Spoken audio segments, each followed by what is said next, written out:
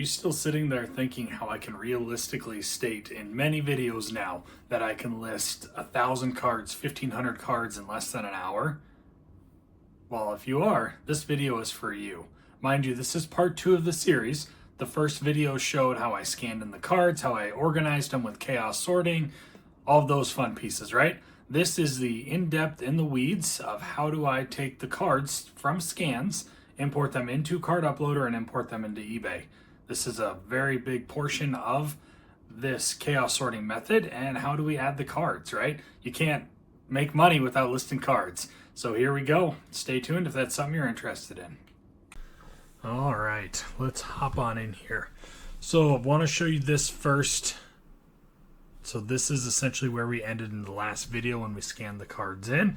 The cards are in these folders, as you can see. So I will go ahead and switch over to Card Uploader and we will start from there.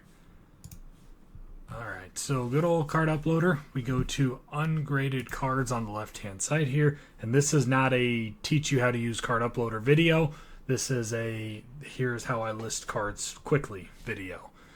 So I have here, you'll see the SKU prefix. This is my box 6, M1. And as you can see, M1 is the row of my box that these cards are in. So I have Japanese Pokemon, buy 2 get 1 free, all that fun stuff. Scheduled upload time will go through after I get these imported. So we're going to flip here. Common sense tells you I'm going to pull these photos, drag them here. Can't do it all on one screen, so you're not going to be able to see my other screen at this time. Again, this is simple, very easy stuff. I'm just showing you I can list 1,200 cards within 30 minutes, right? 20 minutes, depending on how long load times are. Sometimes with Card Uploader, they take quite a while to load because, again, it's one server. I'm uploading 1,000, 1,200, 1,500 cards at a time. It just takes time. And I'm showing you this monotonous process. So again, you can see that it's not just me being able to go one step at a time. It takes time. So it's not, oh, he's working straight for 30 minutes to list these. Nope, it's probably about 15, 20 minutes of actual labor work. But it just takes time for things to process and things to load. However, once I get these photos imported, we are going to move on to a different listing that I already have imported in there. Because again, it takes 15-20 minutes sometimes for these cards to load. And I don't want to sit here and just talk to myself and ramble for 10-15 minutes while it all loads. So I already have some pre-loaded. This is just a different batch that I will work on after the fact. So I have my 1,000 cards. These softwares are finicky if you have ever used them or don't use them. You always want to go back to your top listing and make sure you drag from your top left corner where you started. And I'm going to pull this back over. You can see they are processing. They all upload in here with the backs first. I just do a quick scroll through here. Again, it's super quick. My eyes can adjust. I'm looking to make sure that I don't have 2 backs or 2 photos in the same box. So that saves me the headache of when going through my listings of having something like that. And a lot of times if you are going to have an issue, the issue is going to show at the bottom of your cards. You would have 2 photos, 2 backs, whatever that looks like, because they would be uneven, right? So everything looks good. I'm exactly at 500 cards, which is the max limit you can put into Card Uploader. You then click process and it loads. So it tells you don't leave this page as it uploads the 1,000 files. This part I can't skip. This just takes about 30 to 60 seconds depending on the volume that is currently going throughput of this. So, but yeah, as you can see, that part is super simple, super monotonous. I take the cards that I scanned and I put them into folders when you go through your scan settings, all that stuff. And then it goes directly into Card Uploader. And as you can see, we're just about done with this process. I am not going to do the other 700 cards because, again, you get the process, you understand that. This is just showing how fast we can go through it. So now that it is processing, this is essentially identifying the images into Card Uploader. So I can now go out of this page. So I'm going to go to previous batches. So I'm going to filter with not listed. These are the ones that I currently need to go through. So we're going to start with my first box here. My first 500, I should say. So we go to view.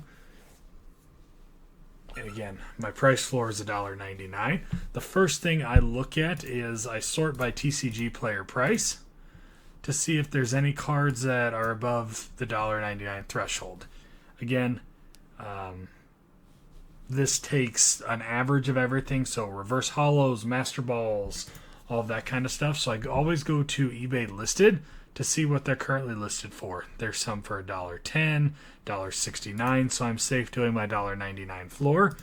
Again, this is just mainly so I don't list a card for too cheap when there's a bunch of cards for others, like Mirror Foils, $8.50. This is just a base Japanese Charmander. So $1.89, $1.70, $1.74. I am good to list it at my $1.99 floor. And then the last one is the Tatsugiri. And again, 99 cents, so I'd say I am safe. So I sort it back by SKU. That way it is all in order. And again, I'm going to do a quick buzz through of the photos on the left, making sure the photos match. Because again, this is just the sync process, making sure that the magic scans worked. And I'm not doing anything too in-depth. If I think something looks off, I will take a look, verify the cards match. And then I will go back to scanning. Again, you can see super simple process. I'm not making anything complex out of this whatsoever. And there are times where I could be incorrect. I could miss a card. And that's something that I take accountability for. And if I accidentally sell a $4 card for $1.99, it is what it is, right? I'm choosing to go fast through this process to save myself time and to allow myself to put more onto the algorithm and the eBay site. So that's ultimately on me if I miss something.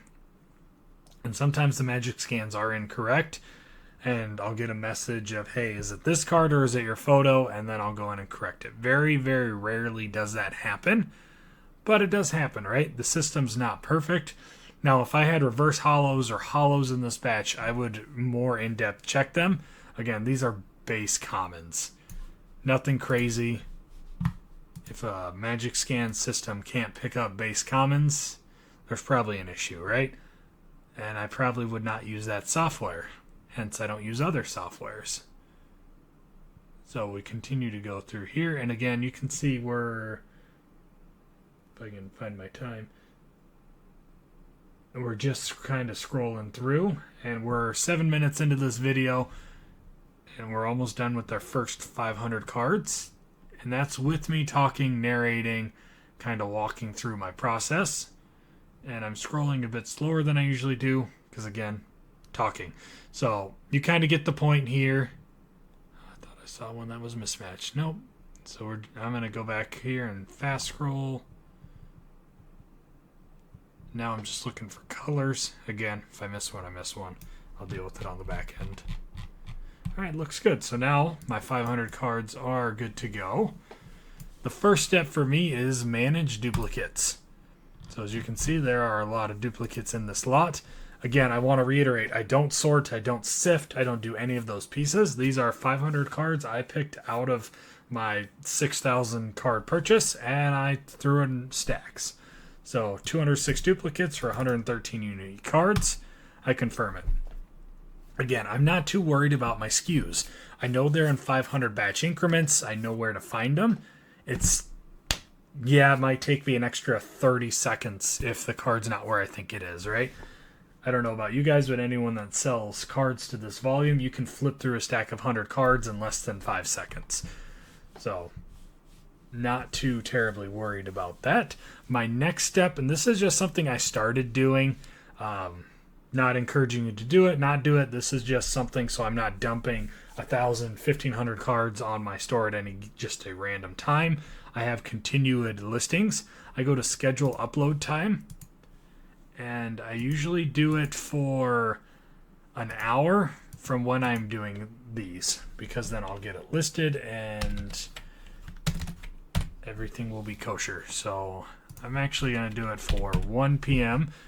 just to give myself 2 hours since I'm doing this video in case I get sidetracked, all that fun stuff. So I do enable spacing between listings. I do it in increments of 30 minutes. So with the way I'm doing this in 500 card batches, I will have 3 cards list every 30 minutes.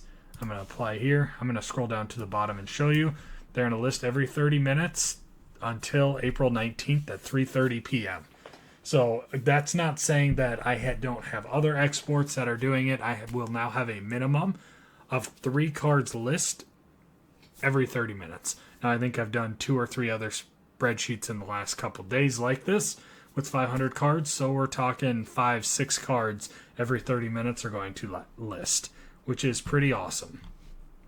So all of those pieces are done. Again, super simple. I combine, I verify, and now I export my CSV. So I'm going to show you here. You have all the SKUs, goes all the way down. The one thing that I do on here is I always change my packaging dimensions because it's a lot easier for me. I also change my store category, and I have to pull it up here because I was not prepared. Because why would I be, right?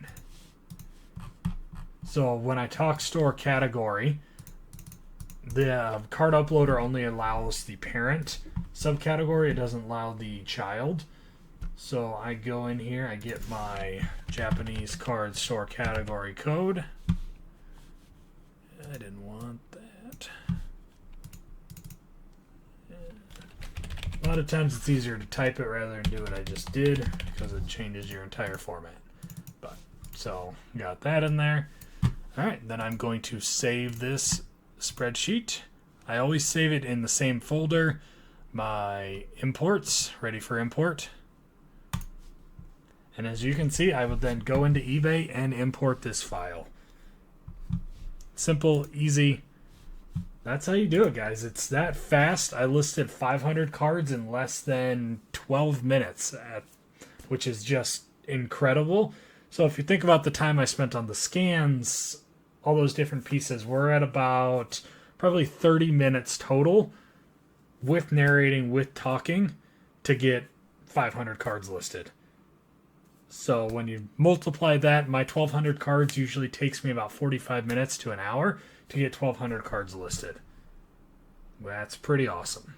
Well, if you made it this far, you probably enjoyed the content. And if you didn't, too bad. Nah, I'm just kidding. Thanks for making it all the way through the video, guys. As always, thanks for being here.